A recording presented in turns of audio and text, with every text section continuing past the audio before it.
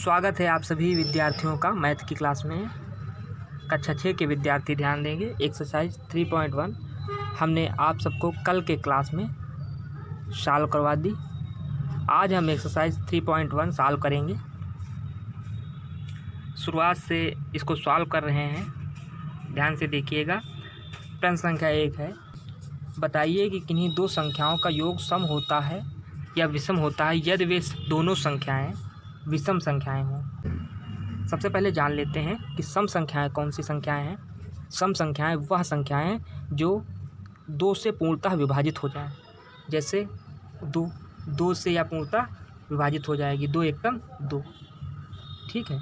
उसके बाद 3 देखते हैं, 3 2 से विभाजित नहीं होगी, शेष बचेगा 2 एकम 2, एक शेष बचेगा, इसलिए यह सम संख्या नहीं है। 4 देखेंगे हम, 2 दूनी 4, पूर्ण रूप से विभाजित हो गई, इसलिए यह सम संख्या है। तो हम कह सकते हैं सम संख्याएं वह संख्याएं हैं जो 2 से पूर्णतः विभाजित हो जाएं। और विषम संख्याओं की परिभाषा यदि देखते हैं तो उसमें निकल के आता है कि विषम संख्याएं वह संख्याएं जो 2 से विभाजित ना हो, जो 2 से पूर्णतः न विभाजित हों। ये विषम संख्या की परिभाषा हो गई। अब प्रश्न देख लेते हैं कि विषम संख्याएं हैं, तो विषम संख्याएं कोई हम 2 लिखेंगे, 1 लिख लेते हैं और 3 लिखेंगे, तो इनका जो योग रहेगा वो 4 आ रहा है, और 4 2 से पूर्णतः विभाजित हो जाता है, 2 दूनी 4। इसलिए हम यहाँ पर कहेंगे कि 2 विषम संख्याओं का योग सम संख्या होगा। क्या लिखेंगे? 2 विषम संख्याओं का योग सम संख्या होगा। इस प्रकार से हम इसको सॉल्व करेंगे। ठीक है। संख्या लिखेंगे, मान लेते हैं हम लिखें यहाँ पर 3 और उसके बाद संख्या 5, तो क्या हुआ 8। ये भी सम है, देखिए 2 से कट जाएगा, 2 चौके 8। मान लेते हैं यहाँ पर लिखते हैं 7 और 7 के बाद यहाँ पे लिखें 9, तो 9 और 7 हुआ 16। ये भी विभाजित हो जा रहा है 2 से, तो ये भी सम है। तब हम लिखेंगे कि 2 विषम संख्याओं का योग सम संख्या होता है। ठीक है। अब उसके बाद हम देखते हैं कि 2 सम संख्याओं का योग क्या होना चाहिए। 2 सम संख्याएं लिख लेते हैं, 2 और 4। पता ही है हमको, यह हमें पहले से ज्ञात हो चुका है कि सम संख्याएं वह संख्याएं जो 2 से विभाजित हो जाएं। अब देखिए 4 2 6, तो ये भी योग इनका सम ही आया है। मान लेते हैं यहाँ पर 6 और 8 लिखेंगे, तो यह योग 14 हुआ, यह भी सम संख्या है। उसके बाद देखते हैं यहाँ पर हम लिख लेते हैं 8 और 10, ये भी हमारा 18 प्राप्त हुआ है, यह भी हमारा सम संख्या ही है, 2 से कट जाएगा। तो इस प्रकार से यह हमारा प्रश्न सॉल्व हो चुका है। ठीक है। इस प्रकार से हमारा प्रश्न सॉल्व हो चुका है। हम लिखेंगे विषम संख्याएं, उदाहरण देंगे और लिख देंगे कि 2 विषम संख्याओं का योग सम संख्या होता है। उसके बाद दूसरे में लिखेंगे सम संख्याएं, कोई 2 सम संख्याएं लिख लेंगे, जैसे 2 2 4, और इनको योग में हमें 6 प्राप्त हुआ, तो ये लिखेंगे सम संख्याओं का योग सम संख्या होता है। क्या लिखेंगे यहाँ पर? सम संख्याओं का योग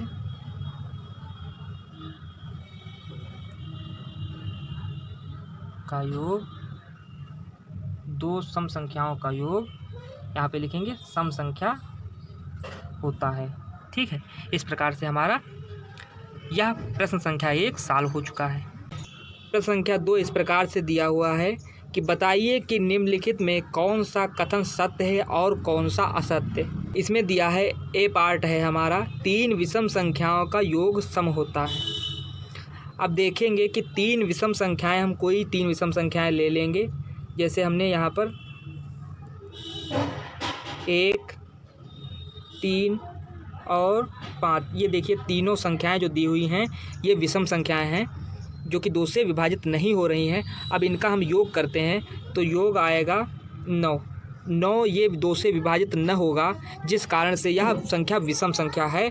ये संख्या कौन सी संख्या है? यह विषम संख्या है।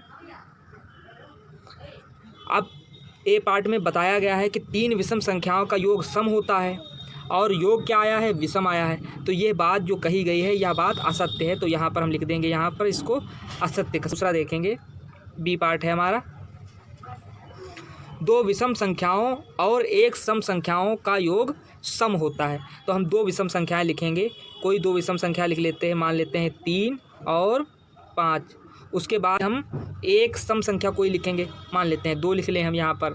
अब देखिए 5 3 8 2 10, ये 10 हुआ और 10 जो कि सम संख्या है, 2 से विभाजित हो रहा है, जिस कारण से यह सम संख्या है, तो यह कथन हमारा सत्य हो जाएगा। हम इस कथन को सत्य लिखेंगे, इस कथन के सामने सत्य लिख देंगे। सी पार्ट देखेंगे, ये सत्य हो गया। अब उसके बाद देखिए 3 विषम संख्याओं का गुणनफल विषम होता है। कथन है कि 3 विषम संख्याओं का गुणनफल विषम होता है। 3 विषम संख्याएं लिखेंगे,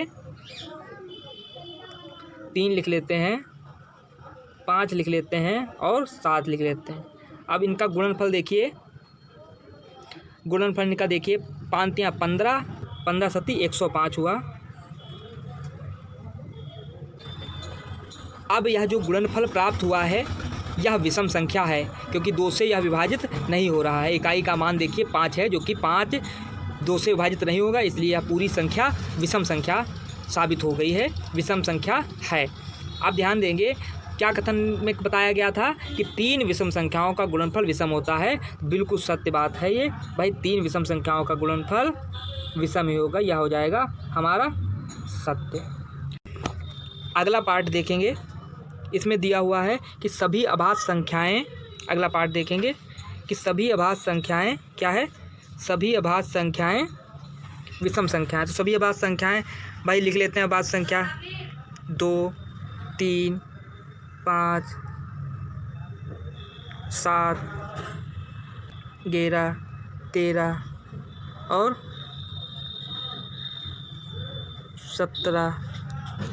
देखिए सभी अभाज्य संख्याएं विषम संख्याएं नहीं है। इसका कारण यह है कि 2 संख्या जो है यह सम संख्या है, तो ये हो जाएगा असत्य। क्या हो जाएगा? असत्य हो जाएगा। सभी नहीं है, कुछ विषम होती हैं और कुछ सम भी होती हैं। यहाँ पर 2 जो है यह सम संख्या है। अभाज्य संख्याओं के कोई गुणनफल नहीं होते, अभाज्य संख्याओं के कोई गुणनफल नहीं होते। यह बात असत्य भाई, गुणनफल तो सबके होते हैं, असत्य हो गई ये बात। अगला देखेंगे, 2 अभाज्य संख्याओं का योग सदैव सम होता है। 2 अभाज्य संख्याओं का योग सदैव सम। कोई 2 अभाज्य संख्या ले लीजिए, मान लेते हैं 3 और 5, ये अभाज्य संख्या 2 हैं, इनका योग करेंगे 5 3 8 हुआ। और कोई एक ले लें, फिर 2 और 3 ले लें, ये 5 हुआ।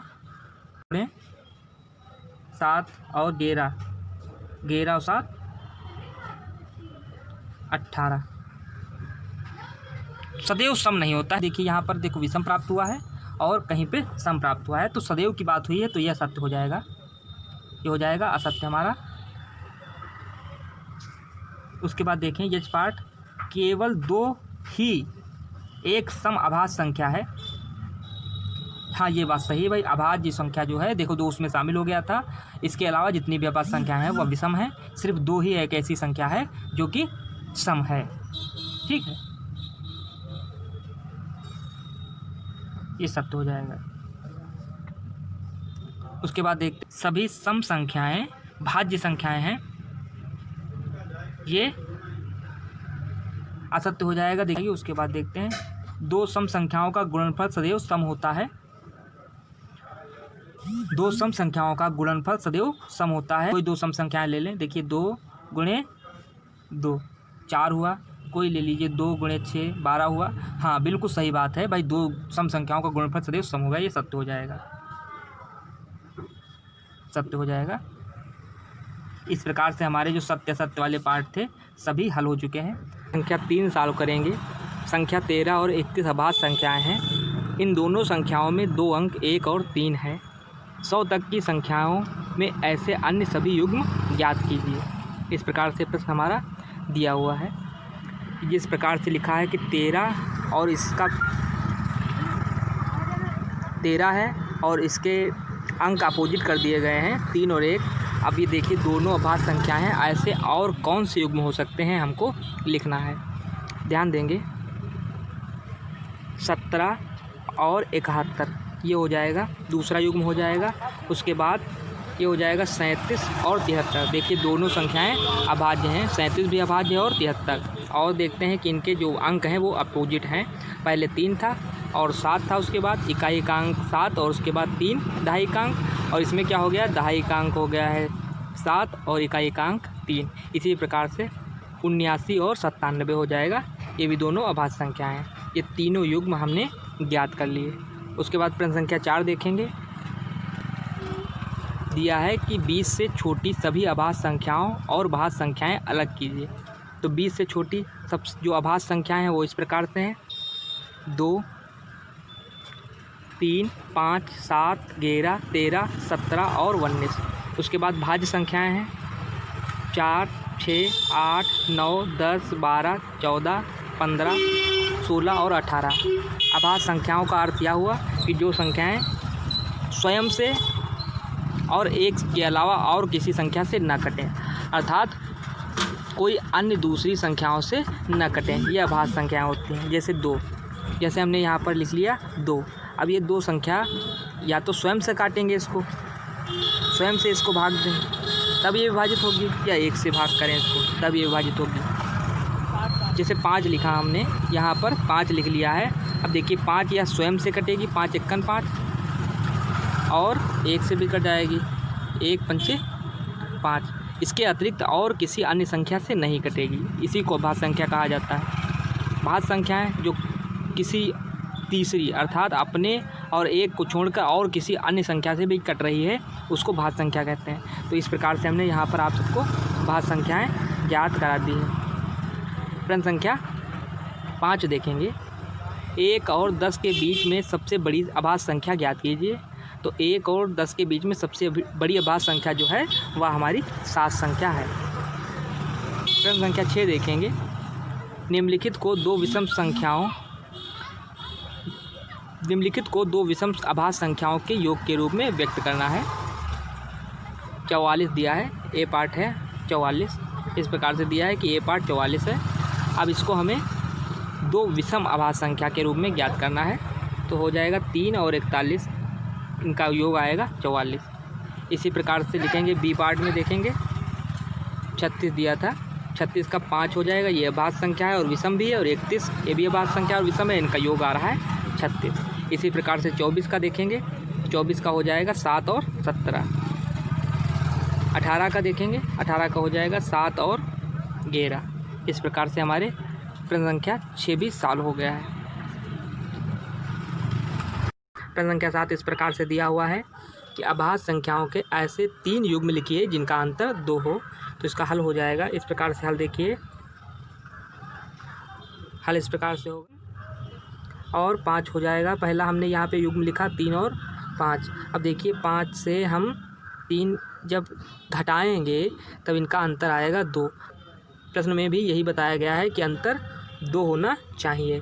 इस प्रकार से 5 और 7 लिखेंगे दूसरा युग्म, और तीसरा युग्म लिखेंगे 11 और 13। तीसरा युग्म हुआ 11 और 13। प्रश्न संख्या 8 देखेंगे। क्या है कि इसमें दिया हुआ प्रश्न है निम्नलिखित में से कौन सी संख्याएं अभाज्य हैं। 4 विकल्प आपके दिए हुए 23, 51, 37 और 26। सबसे पहले 23 देखते हैं। 23 संख्या किसी अन्य दूसरी संख्या से विभाजित नहीं हो रही है, जिस कारण से 23 हमारी ये अभाज्य संख्या हो गई। उसके बाद 51 देखेंगे। तो 51 संख्या, ये जो संख्या है हमारी ये भाज्य संख्या है। ये कौन सी है? ये भाज्य संख्या है। उसके बाद देखते हैं संख्या से नहीं विभाजित होगी, जिस कारण से यह अभाज्य है। 26 13 से कट जाएगी, 13 दूनी 26, ये भाज्य हुई। तो इसमें से 2 संख्याएं भाज्य सामने निकल के आई और 2 संख्याएं अभाज्य निकल के आई। प्रश्न संख्या 9 देखेंगे।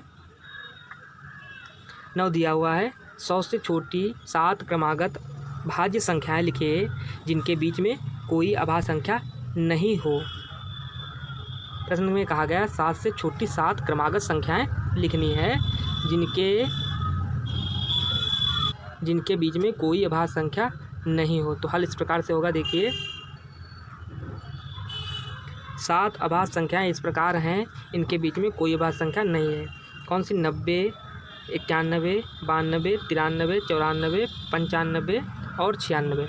ये 7 संख्याएं दी हुई हैं। ये सातों की सातों भाज्य संख्याएं हैं, उनके बीच में कोई भी संख्या अभाज्य नहीं है। ठीक है। 90 भी विभाजित हो जाएगा, 2 से कट जाएगा, 5 से कट जाएगा, 91, 63, 91, 92 विभाजित हो जाएगा 2 से, 93 3 से कट जाएगा, 94 2 से कट जाएगा, 95 5 से कटेगा, 96 भी 2 से विभाजित हो जाएगा। ठीक है, तो ये जितनी भी संख्याएं दी हुई ये भाज्य संख्याएं हैं हमारी। प्रश्न संख्या 10 देखेंगे। निम्नलिखित संख्याओं में से प्रत्येक को 3 अभाज्य संख्याओं के योग के रूप में व्यक्त कीजिए। संख्याएं दी हुई हैं 21, 13, 53 और 61। 3 अभाज्य संख्याओं के रूप में व्यक्त करना है तो 21 हो जाएगा, 3, 7 और 11, इनका योग आएगा 21। 31 हो जाएगा हमारा, 3, 11 और 17। इसी प्रकार से 53 हो जाएगा, 13, 17 और 23। 19, 61 का योग होगा अभाज्य संख्याओं के रूप में 19, 29 और 13। ठीक है, इसको हम इस प्रकार से भी लिख लेंगे 13, 19 और 29। प्रश्न संख्या 11 देखेंगे। 20 से छोटी अभाज्य संख्याओं के ऐसे 5 युग्म लिखिए जिनका योग 5 से विभाज्य हो। संकेत दे दिया गया है कैसे कि 3 और 7 योग 10 हुआ है जो कि 5 से विभाज्य। इसी प्रकार से लिखना है हमको। 20 से छोटे अभाज्य का क्रम लिखना है तो 2 और 3, 5 योग आया है, ये 5 से विभाजित हो जाएगा। इसी प्रकार से दूसरा देखेंगे 3 और 17, इनका योग 20 आया है, ये भी 5 से विभाजित हो जाएगा। ठीक है, उसी प्रकार से 5 5 हुआ 10, इनका योग हुआ 10, ये भी 5 से कट जाएगा। 13 और 7 हुआ, ये भी यह भी 20 जो आया है योग 5 से विभाजित हो जाएगा। 13 और 2 15 हुआ, योग 15 आया है, 5 से विभाजित हो जाएगा। प्रश्न संख्या 12 देखेंगे। निम्नलिखित में रिक्त स्थानों को भरिए। वह संख्या ए है वह संख्या जिसके केवल 2 गुणनखंड हों एक कहलाती है। ये हो जाएगा यहाँ पे अभाज्य संख्या। क्या होगा इसका? अभाज्य संख्या। स्वयं से और 1 से ये 2 गुणनखंड होंगे, इनका गुणा करेंगे तब इसके अलावा और कोई गुणनखंड उनके नहीं होंगे, तो यहाँ पे भरा जाएगा रिक्त स्थान में अभाज्य संख्या। उसके बाद बी पार्ट है वह संख्या जिसके 2 से अधिक गुणनखंड हो एक भाज्य संख्या कहलाती है। यहाँ पे होगा भाज्य संख्या। उसके बाद देखेंगे एक ना तो सम है, यहाँ पे भरा जाएगा सम, और ना ही विषम। एक ना सम के रूप में लिखा जाता है और ना ही विषम के रूप में। सबसे छोटी अभाज्य संख्या हो जाएगी 2, सबसे छोटी भाज्य संख्या हो जाएगी संख्या होगी 4, सबसे छोटी सम संख्या 2। इस प्रकार से हमारी प्रश्नावली 3.2 सॉल्व हो चुकी है। अब आगे की प्रश्नावली कल की क्लास में सॉल्व की जाएगी। धन्यवाद।